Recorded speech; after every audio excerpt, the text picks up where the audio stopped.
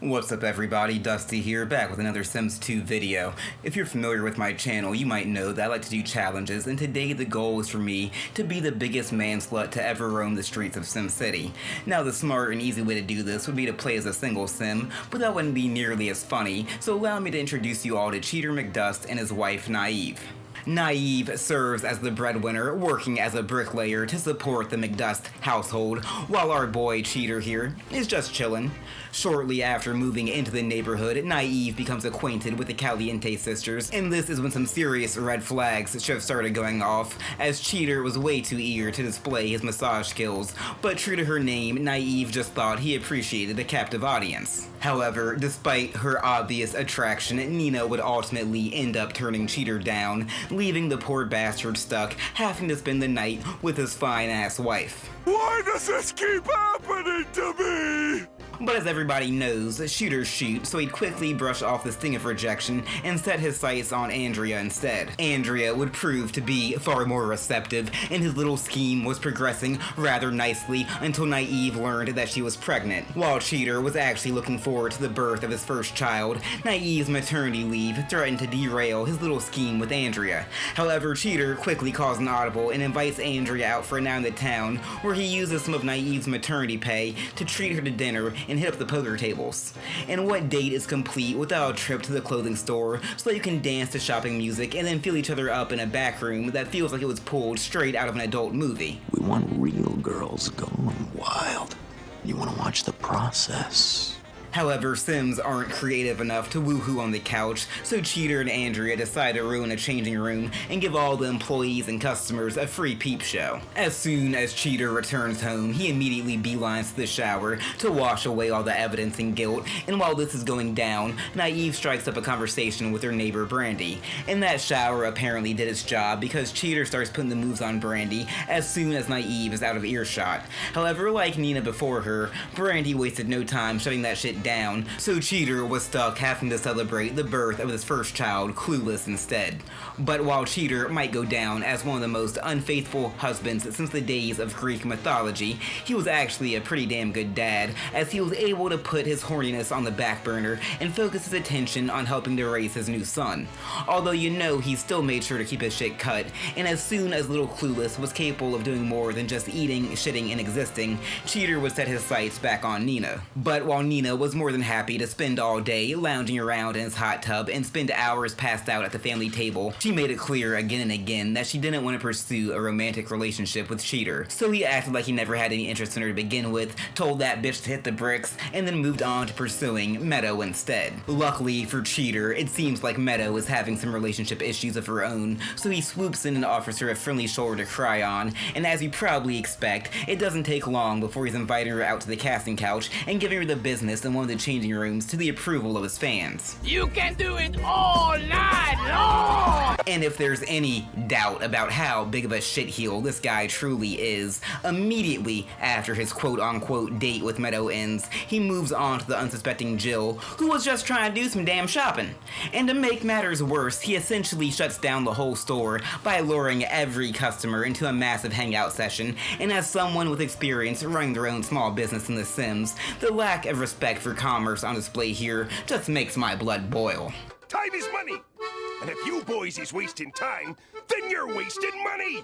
And that's just sick. Now, while most of Cheater's floozies had been seduced in the shadows and then ran through in public like some cheap strange, Jill played the part of a trusted family friend. And because Jill was just so naturally gregarious and outgoing, it just didn't seem like that big of a deal when she'd be hanging out naked in the hot tub with Cheater. Granted, the two of them made sure not to let her see all the massages and makeout sessions. However, this is when I mess up, as I had completely forgotten that Sims in The Sims 2 don't know how to be sneaky when it comes to woohooing, so poor Naive uncovers Cheater's infidelity, while Jill finds herself cast in the role of Homewrecker. Although she doesn't seem all that broken up about it.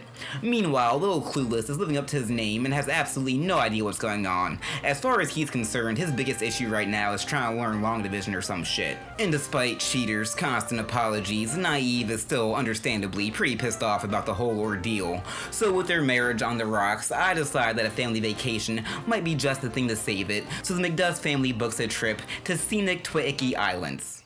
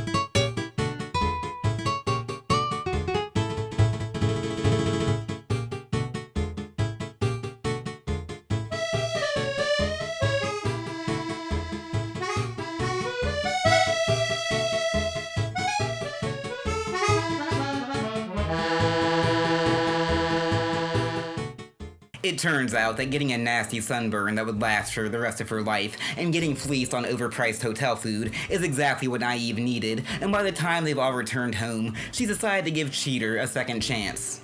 For some reason. Well, good luck with that. Now, after nearly losing everything, you might think that Cheater would have learned to be grateful for what he has and turn over a new leaf, right?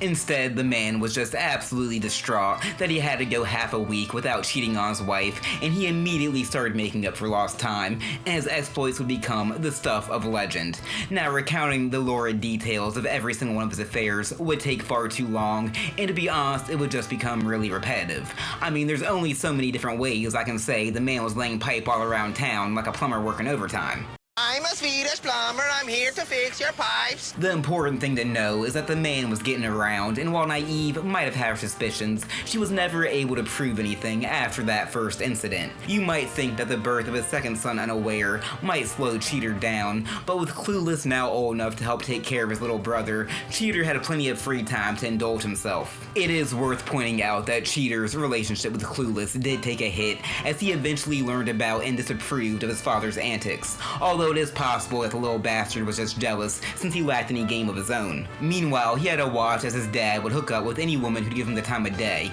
Actually, that's not even entirely accurate, as he'd end up experimenting a little in his golden years. Hooking up with Clarence fulfilled Cheater's longtime want of woohooing with 10 different Sims, and that felt like a pretty good spot to call it.